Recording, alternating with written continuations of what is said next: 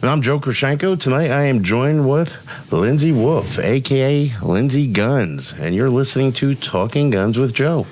How you doing, Lindsey? I'm doing awesome. How are you? I can't complain. It's a beautiful day out there. We got some cool things I think we're going to talk about tonight.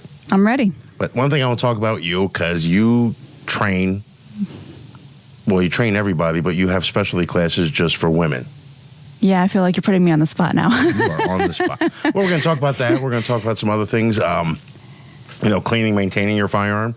I want to go over that. We get a lot of questions about that. We give out free classes on that, but I'm going to give you some tips tonight. Because that's an important thing to do? I think maintaining your equipment is a very important thing to do. Absolutely. It's the one thing you can be in control of. We'll talk about a little bit more about situational awareness, just knowing what's going on out there. And we're going to talk about the Trump school safety panel a little bit. Now, we talk a little bit about the stuff that's happening in Manatee County and how they have the new security guards that they're going to be putting in there, the backpack issues, the metal detector issues, and let's find out what the school safety panel, what they're doing. Good idea. Okay. Is that enough leeway there so I'm not throwing you on the spot for the training questions? I think you threw in some good leads, yeah. I threw in some good leads for you. So listen, we both teach training classes over at Aegis Tactical and for Florida Concealed Carry. There's the plugs right there. You do co-ed classes, you'll do those. You do private lessons. You also do an all-ladies class. Right. And why are they doing all-ladies class? How come guys aren't allowed? I feel like women a lot of times, and I believe it's actually true, we feel like if we go into a firearms class, it's going to be the same thing as like the auto mechanic, frankly. What's wrong with the auto mechanic? They treat us like we're women. Well, you are women. Right. No, I understand. I'm just joking. I understand what you're saying. They treat us less than. Yes, I understand. And, also, when I try to sell your classes for you, you deal with things differently than we do. You have to deal with different obstacles that us men, we don't have to deal with. Right. I mean, well, it depends. We won't go there. I won't go into the whole transgender. Well, we have other things to take in consideration. Yes. We've got different clothing that we wear. I mean, it's different. We oftentimes have a handbag with us, so you got to take that into consideration. And I don't mean how to carry in your handbag because I don't necessarily. Do you promote carrying? I do not. No, I'm not. I don't promote that at all. Neither do I. I mean, the first thing the bad guy takes from you is your handbag. Right. Well, and the last thing you're going to find in your handbag is your firearm. It's going to be the heaviest item in your bag. It's going to find its way all the way to the bottom. I'm just not a fan. I think the gun has a holster, and the gun has its place on the person. Right. Absolutely. If it's your last resort, as a lady, or I guess a guy, you're wearing a dress or a skirt or something like that, and there's absolutely no way to really conceal the gun on your person. Then, as a last resort, yes. As a last resort, but there are ways. But then at least get one of those concealed carry purses. When it's designed, they have the holsters in it. And what's more important than the holster is that crossbody strap. And please correct me if I'm saying it wrong. I think I was the one that always suggested that to you, actually. Yes. They actually have there's steel or aluminum metal strappings that go through that. So they can't be cut off the person. I mean, the crossbody, right. The crossbody... And it's not easy to just come up from behind you and slip that off your shoulder either. It's across your body. It's more secure. And where I came from, they would just take a pair of, I don't know if I'm saying it, like tin snips or shears, and they would just cut the straps. That's bold. That's brazen. Well, it's another way. They get less of a charge. Because you got to remember, if they're sitting there arguing and fighting with you to get this purse off you. Physically struggling with you, right? Now it's a robbery. Absolutely. Now, if they just take it off you and take off running, that's a theft by snatching. Right. So, not as serious of a charge. I mean, they're idiots for doing what they're doing, but they're not as dumb as we think they are. Well, and I tell people that in class all the time. You know what? I'm not a criminal, but if I were, I wouldn't be a dumb one. I would be smart about it. And as a criminal, here's what I'm going to do. I don't think there's such thing as a smart criminal. Well, they're not. If they were that smart, they'd have a job making tons of money. They're not good people, but that doesn't mean they're dumb. Okay, I can see that part. But yeah, carrying concealed for a woman is a little bit different than for a guy. Right. Most likely we are going to be the ones in the skirts and the dresses. Yes. I mean, it is 2018, but... And we thank you. Even ways you carry, a lot of times women can appendix carry. I see some guys out there appendix carry. Even when I was thinner, right? I didn't appendix carry. I tried it one time. I jumped in my car, sat down, and it was the last time I ever appendix carried. Well, the barrel was where it was not supposed to be. You have things that can get poked around in there. Did you see that video this week? I did not. Okay, I'll explain. This guy takes I think it was a Glock 43, and he appendix carries. So it's in this video. You're watching surveillance video from his business, I guess, and he shoves the firearm into the holster that was already in his pants. Appendix. Now, appendix, again, that's in the front. That's in the front, right. So he puts the gun in there and walks around his desk or whatever it was, a little table there, and he goes to bend over to get something, and the gun goes off. I didn't see that one. I saw the one with the FBI guy. We'll talk about that one next. Okay, but yeah. This guy shot him in the place you don't want to get shot as a guy. It went, yeah. Mm-hmm. And the first time I watched the video, the one thing that amazed me, not that he shot himself there, because I've seen it happen before, but it was the female that was there, how quick she got the latex gloves on to help him out. Okay. So either they were in the doctor's office or this guy's done it before. Oh, my word. And he takes the gun, he throws it on the ground, which was a great part of the video, because he takes the gun and throws it on the ground, and it didn't go off. So it's proof that it wasn't the gun that just went off by itself. Right. You did something to make that happen. From the internet rumors that are happening with it, what happened was when he put it into his waistband to conceal carry, he tucked his shirt into the trigger guard around the trigger. So when he bent over, it stretched the shirt, and that's what pulled the trigger. I would also guess, I'm not saying this really happened, that he maybe had some trigger work done. We don't know. A lightening of the trigger, perhaps? Yes. Yeah. Your standard Glock's going to have a 5.5 pound trigger. Right. So even your shirt pulling it, that's a lot of the weight to pull. Right. But, I was talking to Charles from HBC Concealment the other day. He came in here dropping off some holsters for us, and we were just talking about different holsters and the way people carry. I can't appendix carry at all.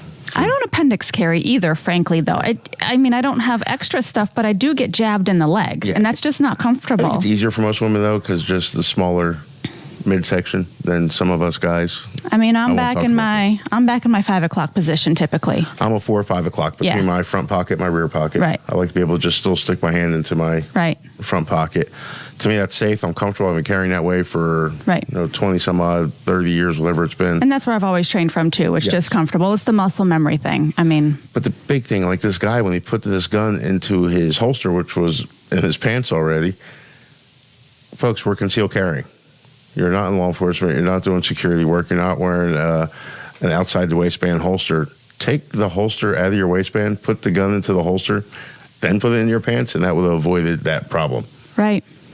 Big thing when people are looking for holsters, they're always like, well, I can't reholster quick with this one. Well, in a civilian application, you're really not reholstering. I was going to say, why are you reholstering quick? Have you seen the videos where they train and they're practicing reholstering quickly? And I'm just like, but why? Well, I've seen so many where they just shoot themselves. Yeah. That's why when we were cops, you had the stripe on the leg. It was a guideline for the bullet. Haha. Yeah. Da-da-da. But yeah, it's when you buy a holster, get one that's comfortable for you and everything else. And, if you have to draw your holster in a life-threatening situation, or draw your firearm from the holster in a life-threatening situation, you're not going to be worrying about reholstering it. No. I'm keeping my gun out till law enforcement gets there. Absolutely. Because I don't know what my next threat's going to be. Right. If it's to the point where I have time to reholster, guess what? I take the holster out and I stick it back in. It's just safer. Yeah. I'm keeping it out until they get there. Especially when you wear if you wear a soft holster like the DeSantis Superflies or some of the other ones out there, you're not going to reholster it while it's in your pants. That's typically what I use. Yeah. I like them. They don't add any bulk. And for us females, that's important. We don't want anything adding bulk. No, and it's contours more. It's easier to contour. Right. They're comfortable. I have a bunch of them. I also have like the HBC, the Kydex holsters and all that stuff. But that's just my opinion. I could be wrong. Right. I've carried for a little while, though. A little while. You brought up the FBI video. I did. I'm not going to laugh at him at all. You can't blame one bad apple, ruin the bunch. Afterthought, it's kind of a funny video, but someone did get shot in the leg, so... That's the bad part. Not that funny, I guess. When I first got this video the other morning, somebody sent it to me first thing in the morning. Hey, look at this video. And they show this guy, he's dancing. Right. Or having a seizure, one of the two. He jumps up in the air and does a backflip. Right. Good for him. Impressive. Right, If impressive. I tried, I'd land probably just on my back. I don't even think I'd make it to my head. It wouldn't last. Does his backflip, but as he does it, his gun falls out of his holster. I'm sure onto the ground. Your concealed carry holster is probably not really designed to be doing backflips and aerobatics and all this other stuff. So the gun falls out of the holster, hits the ground. Nothing happens. But everybody, when you read the article, read the headlines for the video. Right. FBI agent drops gun, goes bang, shoots somebody in the leg. Right. You have to watch the video, folks. Yeah, the order of those words is not correct. Yes. Did he drop the gun? Yes. Yep. Did it go bang? It did, but not until after he went to pick up the gun. Right. He picked it up in such a haste. Yes. With his finger on the trigger. And that's what made the gun because go it was bang. I have to believe, hopefully it's because it was in such a haste that he picked it up that he just had his finger right on that trigger, and at that point the gun goes bang. Well, that would be a nervous situation. Yeah. Come on, I guess he was at a dance club, nightclub or something like that. Not supposed to have it in the first place? It depends. Different laws, different states. Yeah. Don't know where he was at or what he was doing. But the gun fell out. You don't know who's around you. You don't want a bad person grabbing it. Right. It's also embarrassing as can be. Yeah, that would be my thing. So yeah, he grabbed it quickly, abruptly, and he made it go bang. So that was 110% his fault. Absolutely. Can't blame anybody else. And you know what? There's a few simple ways to fix that so it never happens.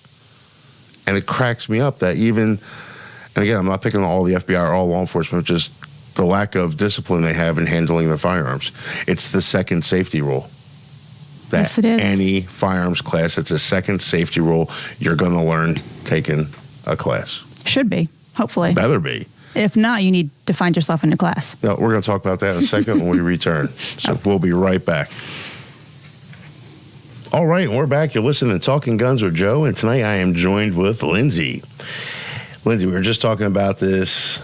First, if you missed any segment of this show, you can always catch it on our Facebook page, our YouTube channel, Twitter, our website. It's all Talking Guns with Joe. Pretty simple, isn't it? It is. But anyway, we're talking about this FBI. I even have it posted on our Facebook page. So if you're at home listening to this, jump on Facebook. You can actually watch the video we're talking about. But the guy jumps in the air, gun falls out. He goes down to pick up the gun. As he touches it, his finger's on the trigger. It goes bang. Ends up shooting an innocent person in the leg. So at least it was only the leg. Thank goodness. Now, what is the second safety rule in firearms? Something about keeping your finger off the trigger until you're ready to shoot. Yes, Yeah. Always keep your finger off the trigger until you're ready to make that gun go bang. Sounds about right. I added the bang part. Yeah. So it's simple. As I tell people in the class all the time, if you're not comfortable carrying a gun or you just are not comfortable using a gun, you're new to guns, and even people that are seasoned with guns, because how many times working here at the gun shop have you seen people come in that they're seasoned experts and they got all this background training in firearms, and when they pick up the gun off the counter, their finger is on the trigger? Right. How many times have you seen that? A lot. And honestly, what it comes down to is, like I tell people in class, I want you to become comfortable. I want you to get confident in your ability to use your firearm. I don't want you to get so comfortable that you get sloppy, because then you're crossing a line you don't want to cross. No. And that's one of the big things I go in the class. On the safety rules, I probably spend more time on this than anything else. Because let's face it, most of your just about every modern handgun you have out there, you can drop it, throw it, drag it behind your car. It's not going to go bang unless something applies pressure to the trigger.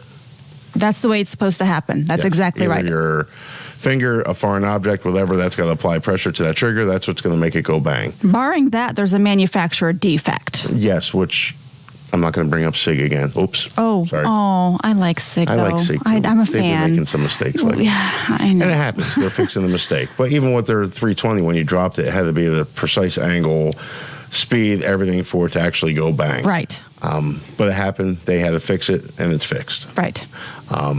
They should have fixed that before it even came out, but that's for another show. I've done videos. With my SIG, my 225, which I love. I've done it with my Glock 19. Mm-hmm. I forget the other guns I use in that video where they're blanks. Right. They still make a loud noise when they go off, but they're blanks. I'm throwing the gun all over the place, and it's hitting a carpet that there's no padding on this carpet. It's concrete under it. And I'm in the gun shop here at Aegis, and I'm throwing this thing all over the place. There's nobody else in here but me. I'm videotaping it, and it's not going bang. Then I pick up the gun in the video, pick it up, and just press the trigger, and it went bang. Again, it was a blank. Right. So the guns aren't just going to go off by themselves. The only way they're going to go off is by pressing the trigger. So long story short, when I'm teaching people in the class, I tell them the first part of your body that's going to touch that gun is your trigger finger right up on the frame. Right. Then you can take the rest of your fingers, acquire your grip, and pick the firearm up. And apparently this FBI agent didn't use that discipline. Right. And, I hate to think, hopefully that is his practice. And that's why I said he picked it up so hastily. Hopefully just in that moment, he picked it up so quickly. Even picking it up hastily, whatever you want that to be muscle memory. Right. It's got to be muscle memory. You got to pick it up the same time every time. It's the same thing with law enforcement. They used to teach them how to keep their finger on the trigger guard because it was that much faster to come back on the trigger. Right. But then when they go to reholster the firearms, their finger was in the trigger guard, and if they're trying to do it quickly because they're trying to hold on to a suspect or something like that, then it goes bang, they shoot themselves in the leg. Right. Or like the other guy recently, it shot himself in the leg trying to get the gun out of the holster because as he pulled it out, it went right on the trigger and bang. I mean, you're accessing your firearm, my brain automatically sticks my finger straight out. I mean, that's on the frame. It's above the trigger guard. Right, straight out. Mm-hmm. My finger goes straight along that frame. My brain does it for me. Yes, you don't have to think about it. It'd be hard to do it another way at this point. Even if it was pitch black in the room and the gun's laying on the ground, if I had my fingers completely extended, just touching with my palm, I'm going to feel the part of the gun that I usually put my finger, and I don't have to worry about it. Right. So it's crazy.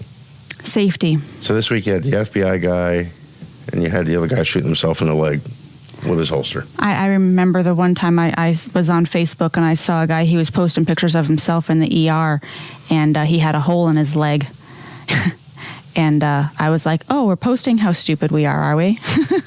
Yeah, that cracks me up. I'm not sure if you saw the same one. He was cleaning his gun. So that's a different issue. We play those videos all day at the gun shop. Yeah. And when we play the concealed carry classes, we play certain videos, like the knucklehead with the shotgun. Gets like a little hang fire, then looks down the barrel. That's a good one. Always keep the gun pointing in a safe direction. This guy's looking down the barrel and it goes bang. So my head's not a safe direction? No. Nobody's head or body is a safe direction. Unless they're attacking you. That's a whole different thing.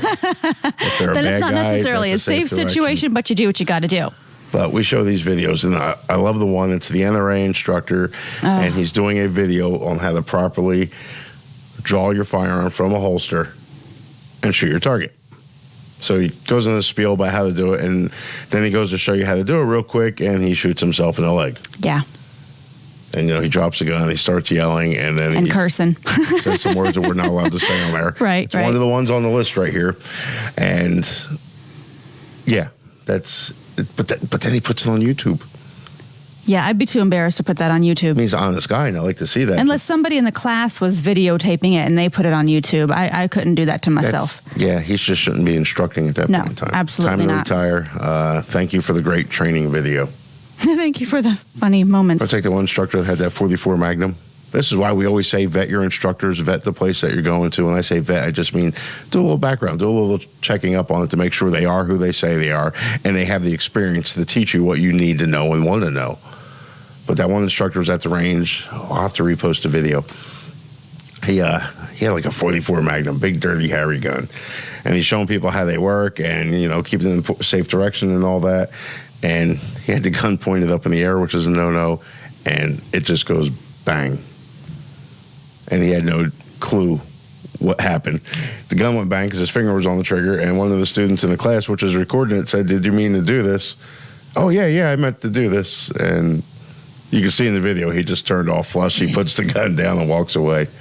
Hopefully he retired. Hopefully he did. That's terrifying. He makes us all look bad. So... I mean, speaking of the guy who did shoot himself in the leg cleaning his gun, you've got a cleaning your gun class coming up, and that first step in cleaning your gun would be to make sure that thing is unloaded. Right. So this guy clearly skipped step number one. That's a good point. We do offer free classes. We do it it's for Florida Concealed Carry and Aegis Tactical. They put on a free class on how to clean and maintain your firearms. And most of the time, it's handguns. Right. But we do rifle classes as well. And the first thing, like Lindsey just said, the first thing we teach you is to make sure that firearm's unloaded, because this is where a lot of accidents happen. And we tell you, I mean, drop the magazine. That's the first thing you do. Get rid of the fuel source. Get rid of the ammunition. Drop the magazine. Right. Rack the gun 100 times.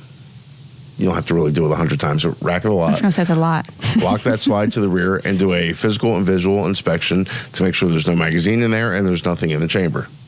Because let's face it, your extractor breaks or something like that, that round could still be stuck in the chamber. Right. So anyway, you just check. It's real simple. And then what I tell people to do and what I do myself is I separate the magazines and the ammunition from the gun, from where I'm at. So if you're cleaning your gun, let's say in the kitchen, which most people wouldn't do because it might ruin your kitchen table, some of the chemicals. But anyway, if you're doing it in your kitchen, put the magazines, in the bedroom. In another room. Another room. So there's no mistake. I mean, we can go over hours of horror stories of this. Don't get sloppy. Nah, definitely. Then clean your gun. The one thing I got to warn people out there, we had 2 guns come in the shop this week. No, 3. 3 guns come in the shop this week. Not that good at counting. No. I had to use a second hand. I saw that. The second hand to count to 3. But anyway, one guy used the wrong chemicals on his gun, because he saw on YouTube and a buddy of his told him to use this one chemical. It will work great cleaning the gun. It ruined the finish of his gun. So, now he has a couple $100 bill to refinish his gun. And we had 2 people that completely disassembled their guns. Not just a field strip, which is all you need to do. Which is all you need to do, yep. Completely disassemble them to the point where one of them's, broken. It needs parts. He's going to be putting, probably with labor and parts, he's going to be $150, $175 just to fix it. The other guy was just labor trying to get it back together. He did break a few parts, but those parts are very inexpensive. Folks, you don't need to go that far. Nope. It's a simple field strip. 4 parts. Don't take it down more than that. We call them bag guns, and that's how many people come in with their guns in bags. Can you put this back together for me? If it's just a field strip, it's simple. We'll sit down and show you how to do it. Yep. That's easy. We had a rash of people coming in. People coming in the other month from one of the other local shops. I guess they had somebody working there. Had would be the key word, I hope. But teaching people with their Glocks how to completely disassemble the Glock. All the way down. Yes. So but those parts get so tiny. Glocks are pretty soft. It's 34 parts, I think, in there, or something like that.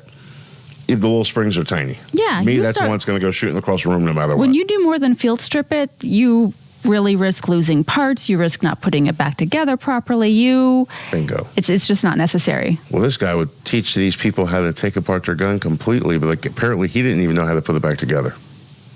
Unless you want to be like a Glock armorer. Yes. So he'd send them down to us to help them put their guns back together. Wow. And I'm telling people, first off, you didn't even buy the gun from us.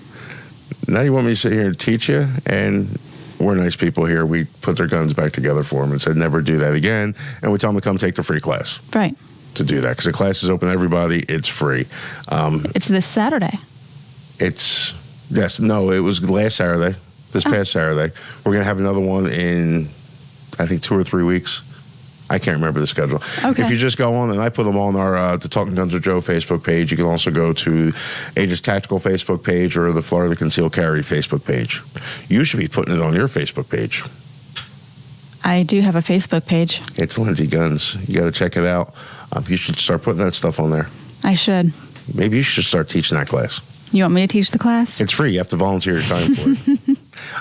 I might mess up my nails. Definitely maintain your firearms, folks out there. You don't need a lot of crazy chemicals or stuff to do it. It's simple. Every time I use my gun, even if I go in the back and fire 5 rounds through it, I clean it. If there's one thing I can maintain in a life-threatening situation is how well maintained my equipment is and how well I'm trained. So I maintain it. One of the things, like Lindsey just touched base on, we want to make sure it still works afterwards. So you got to do a function test on it. Everything else. It doesn't mean you have to go to the range and actually shoot, but just do a function test. Right. It's simple. We teach all that stuff. You got to come in and see us. When was the last time you shot your gun, Lindsey? It's been too long. I know. It's been too long. It's tough when you're sitting there teaching classes all day. People have to shoot. When we yeah, get you a don't day get off, to shoot not while gonna you're shoot. teaching people to shoot. No. That's what people don't understand. While you're teaching people to shoot, they're the ones actually doing that. Well, when we return, I want to talk about your favorite guns. Then we're going to talk about some of this situational awareness and the Trump school safety panel. It's pretty interesting. We'll be back in a few. And we're back. You're listening to Talking Guns with Joe. Again, I am Joe, and I am joined here by Lindsey. Hello. It was like a delay with the hello. There was. Was that the long, dramatic pause?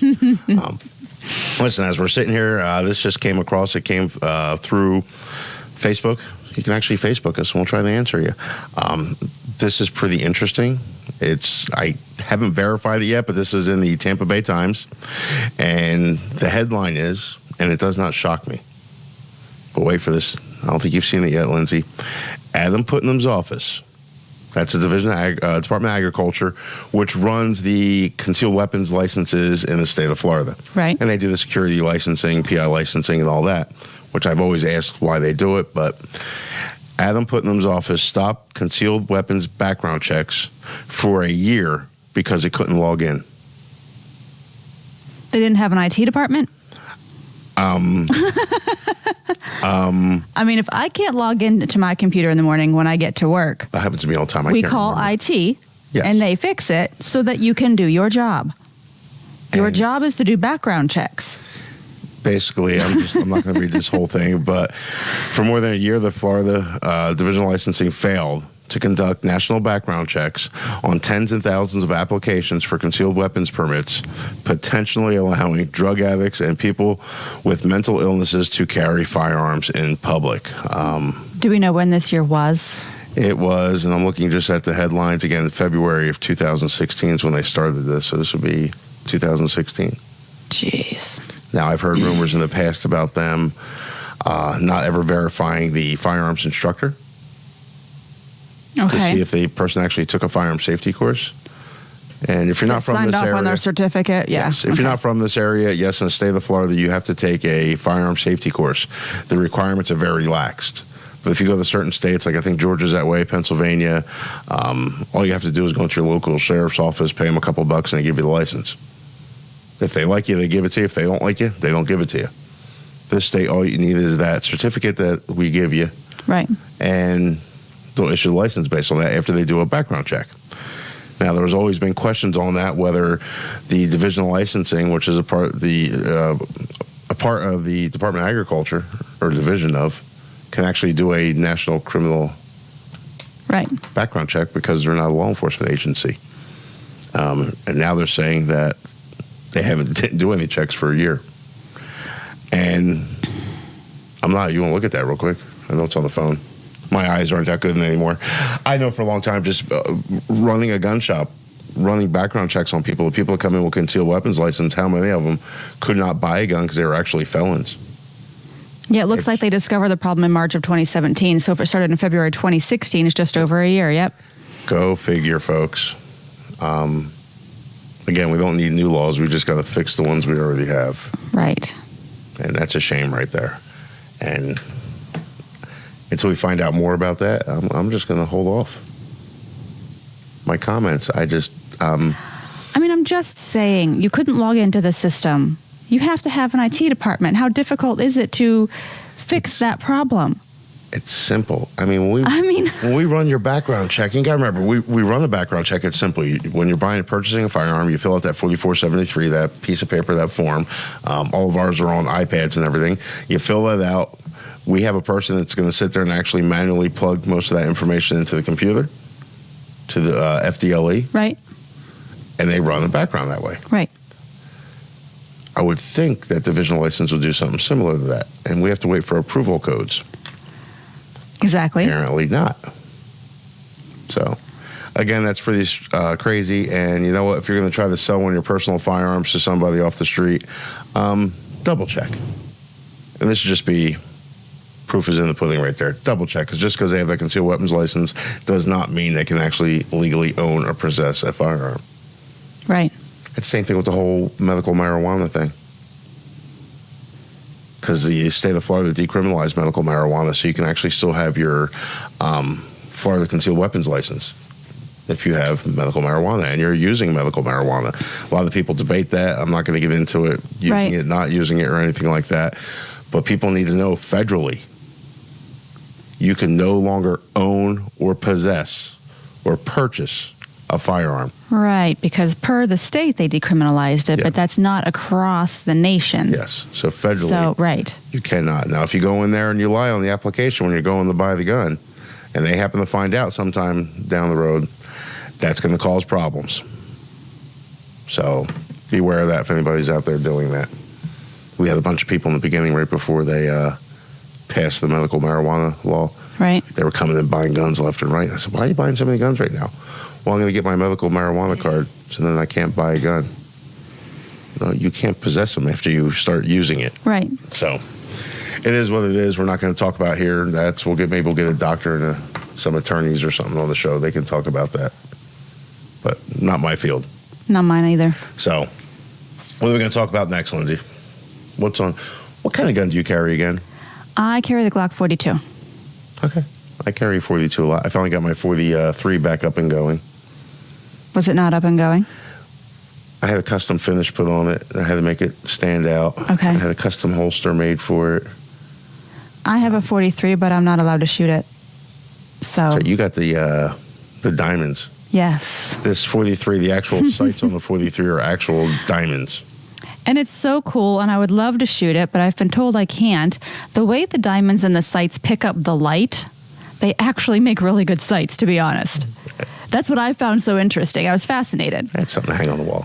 A little Tiffany closet or something. Put them all in there. Right. So while she's a beauty, she's not my favorite, because my favorite is always going to be one that I can shoot. I agree with you. Let's talk about some other weird things, and we'll jump into the situational awareness training. So the president, Donald Trump, they put a school safety panel together to try to come up with areas where we can increase safety in school for the kids. Kind of harden the target kind of thing. Yes. That sounds like a great idea to me. Right. But of course, the other side's now up in arms, yelling, screaming, and everything that's going on here because the panel is not discussing any kind of gun control. Right. That's why the other side is up in arms, because anything short of discussing taking away firearms for a solution, they're not going to be happy with. But it cracks me up. This is a school safety panel. It's not so a who's debate on this on panel? Gun control or anything like that. I have to get my Betsy DeVos. Okay. DeVos, is that how you? Yes. Education secretary. Yep. She's in charge of this panel. I'm horrible at names today. Actually, I really just can't read what I'm looking at because I got my wrong glasses on.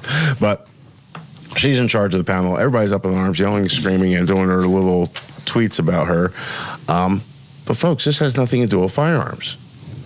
If you look at a few of those sections in there, you can actually see, look at those highlighted sections right there. Right. What's it say? Well, highlighted is objections from advocates, which we've already talked about. And again, because this is not talking about, and it says they're not studying potential changes to gun laws. They're studying how to make the school safer, how to harden the target. Hardening the school, hardening that target really doesn't have anything to do with gun laws. It's a separate issue. Yes. That they have no control over. Because guess what? If you read the last paragraph there, and it was the best, they can't do anything about gun control because that would be Congress. Right. It's important to note that the commission cannot create or amend current gun laws. That is the Congress's job. And even making a recommendation wouldn't make any sense. Right. Now, not that I'm saying I'm not going to say anything on it. There's just so much out there about it. I mean, you got to do something to help keep the school safer, keep our kids safer. I mean, if it's for kids, we'll do anything. But coming up with gun laws isn't going to do anything. And I'm not going to preach to the choir out there, folks, but enforce the laws you already have on the books. Maybe when you're handing out concealed weapons licenses, actually do the background check on the person. Dear God, yes. But it still doesn't, even if they have the concealed weapons license, it doesn't give them the right to own or possess a firearm. The part that scares me, and they call it the gun show loophole, but in the state of Florida, there's no registration of firearms. So you can pretty much sell your firearm to anybody. You just got to do your due diligence to make sure that they can legally own or possess such firearm or said firearm. Right. Now, most people I talk to that do this, and I've done several videos, and people get upset with me with it. They say, well, I checked to see if the person had a concealed weapons license. Means nothing. Means nothing. It means that once upon a time they passed a background check. Yes. But what have they done with their lives since then? We had one client, the driver's license and concealed weapons license was counterfeit. Oh, my. So, and people went to jail. That was a big nightmare on that one. I still suggest, and people get upset with me, go to a local gun shop. Absolutely. And have them do it. They can do it now. The ATF put a special checkbox on the 4473 if you're the gun shop's just trying to help you facilitate the transfer of a firearm for a private sale. Right. Now, the gun shop's probably going to charge you. They're definitely charging you for the background check. A nominal fee. Yeah, they might charge a transfer fee, whatever they're going to do. But that way, at least if you're selling your gun to somebody, you can make sure that that person can legally own and possess that firearm. For me, that's just, it's going to be worth it for me to pay that fee at that gun shop that I have a clear conscience. Make the buyer pay that I know that this person can legally have this. Yes, make the buyer pay for it. And you know what? If the buyers say, no, I'm not paying for that, then guess what? There's probably a problem. Right. So, I mean, just be careful out there, folks, because, yeah, they're out there looking for anything to nail us on. I'm talking about the gun grabbers, whatever you want to call them. Don't give them any more ammunition. We have enough idiots out there. So for a little play on words, don't give them any more ammunition. Yeah, you got to put a little pun in there every once in a while. And we want to keep the kids safer at the schools. That's what we have. We even got those inserts for the backpacks. Yes, which are awesome. You can watch that video, too, on the Facebook page. Yes, I'm shooting, we had Bob the dummy, which is actually a punching dummy. Bob was not harmed in the making of the video. No, Bob's not a real person. But anyway, I shot the mannequin with the backpack on with these ballistic panels that are designed to fit inside of a backpack. Yep. The standard backpacks our kids would carry to school. They're designed to stop everything from a 22 up to a 44. And they only weigh 1.5 pounds. And the outcome was remarkable. And I shot these things up close and personal, like it might happen in real life. Right. So when we return, we'll give you the outcome of that. And again, if you missed any portion of the show, you can catch it on our Facebook page at Talking Guns with Joe or our YouTube channel, Talking Guns with Joe. And of course, our website, TalkingGunsWithJoe.com. What's the name of the show? Be back. And we're back. This is Joe, and this is Lindsey over here. Say hi, Lindsey, again. Hello, hello. There wasn't that long dramatic pause this time. Yeah, I decided not to be so dramatic. Yeah. So what were you just talking about? The backpacks. The backpacks, yes. So we shot the backpack. We put it on. Bob put the ballistic panel into the backpack, and we used an old recycled backpack, and we shot it with a 22, a 380, a 9mm, a 40, and a 45. And in case you're just tuning in, Bob is not a real person. Yes, Bob is not a real person. Bob is the dummy. It's a dummy. He's a shop dummy. Shop dummy we use in the training classes. Well, I think we have a few of them here. I think I'm one of them. But we shot it from about 8 feet away. Because that's really where you want to test these things to see if they're going to work. And it didn't go through at all. Not one of them. That's awesome. You know, I've said before, and I'll say it again, I'm so thankful, honestly, I don't have a kid in school these days. I'm happy, and I know you do. And he will have one of these panels in his backpack. Absolutely. This thing is awesome. Is it 100% fix-all? No, but you're doing something. We're doing something. It's a step in the right direction. As a parent, how can you not? You have to do something. As a parent, I know if something's wrong, I have to be able to act. You can't tell me as a parent I can't do anything.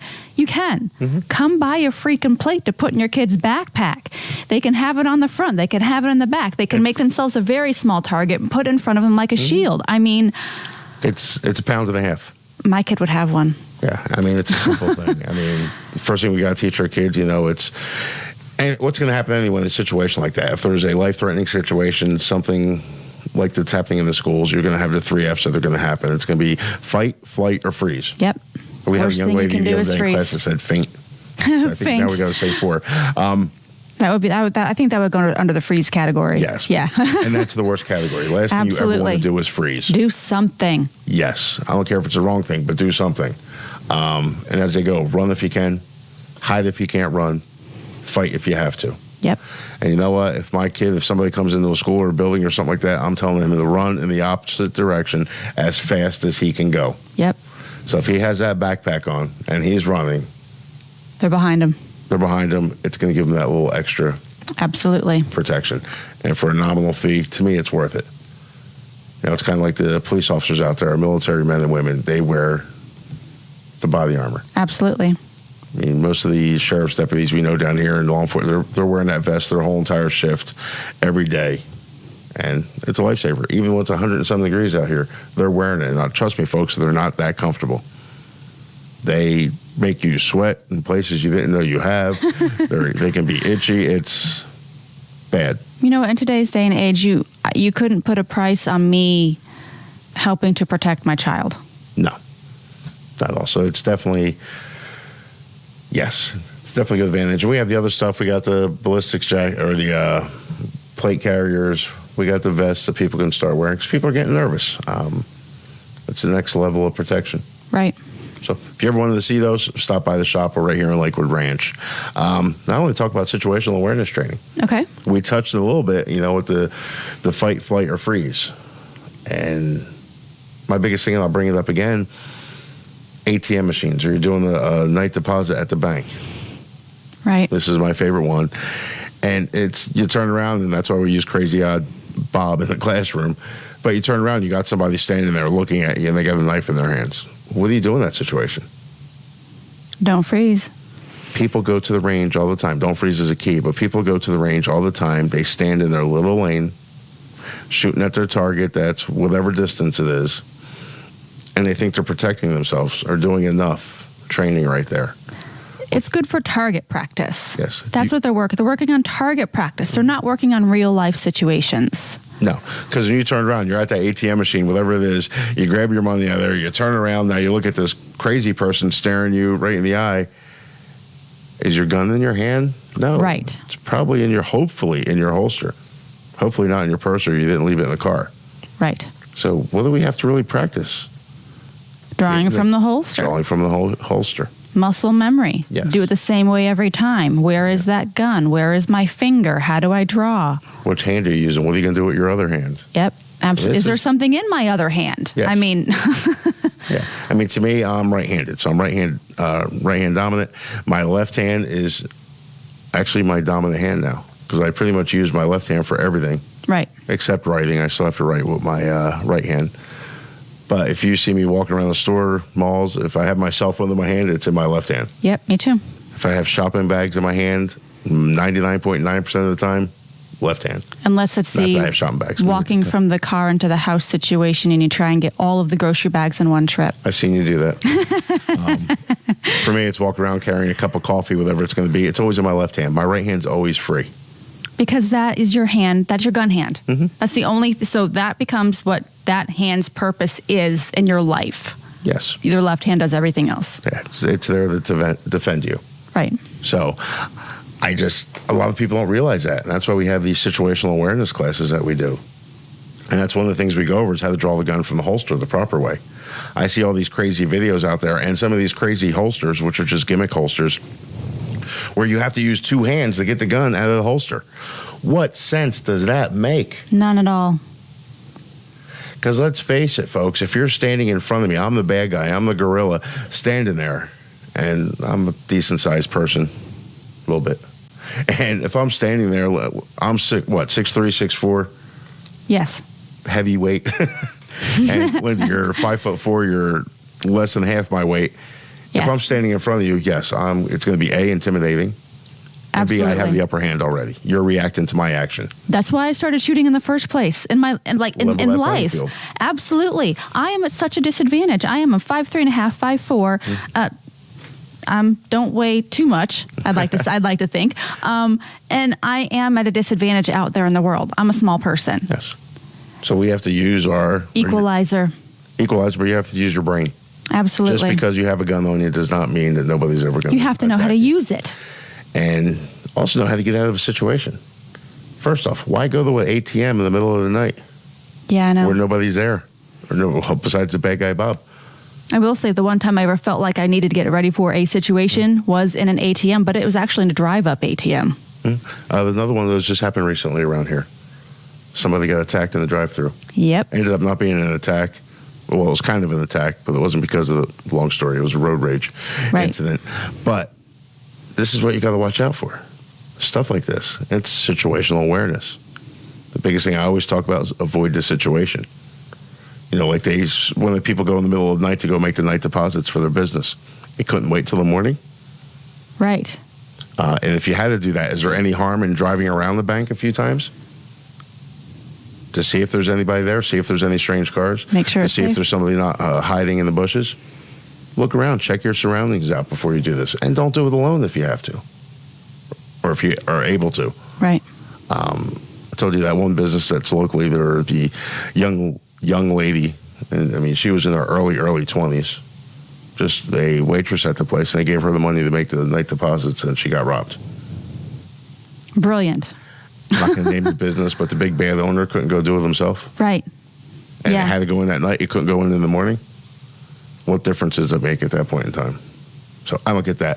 But situational awareness is a big thing. Another thing to think about is if you're standing there at the local stop and rob, you're smiling over here. You can actually laugh. Stop and robs, that's going to be your convenience store, gas station, stuff like that, folks. Mm-hmm. But you're standing in there, you know, you got your cup of coffee and your donut in your hand. Oh, I love a donut. And now all of a sudden, here comes the bad guy through the door with a firearm, with a shotgun to rob the place. Mm-hmm. What do you do in that situation? Don't drop the donut. Oh. Okay, that's a joke. These are things to think about. Yeah, the donut's getting dropped. Are you going to try to draw your firearm? Remember, he already has his out or hers out. Or maybe just play victim for a minute here. Maybe let them stop paying attention to you. There is a first step. Yeah, my whole thing is just distract them like you're a magician. Get to think they're not even there. Make them look and focus all their energy somewhere else. I want all their attention to go to somebody else. Then you can act. But even in a situation like that, you have to think. If you pull your firearm out, are you doing good or more bad? Can you hit your target or are you going to hit an innocent person? Right. You have to be able to be proficient with your firearm. There is so much to think about in this, and people just don't do it. For me, in that situation, yes, I'm hoping he's focused somewhere else. I'm going to find myself where I can maybe find some cover. Before I act, I'm going to find some cover. I'm going to make sure I'm protected when I act. Yeah. That's why we do the situational awareness class. I think the next one we're doing is July 1st. Okay. It's going to be on a Sunday. And there's role playing in there, everything. They have you standing, because the shop's actually closed where we're doing it. And there's role playing. You could be standing at the register, checking out your purchases, whatever it's going to be. And here comes in somebody trying to rob you. We do carjacking scenarios, home invasion scenarios, several different things, just so you can get an understanding what's going to happen and get you really to think. Right. And then show you the ways that you need to start training. Again, go into the range, just shooting at the target, that's whatever yardage away. That's fun. It's not realistic. But it's not training. Right. You need to train getting that gun out of the holster, avoiding situations, and how to deal with those situations. Think about the situation ahead of time. That way you know what to do if it ever happens. If the situation arises or happens, whatever you want to call it, you need to just react and not think about what you're going to do. Right. Because then you're already behind the 8 ball. Oh, yeah. I think you tell the same people, or the people in the class, the same thing.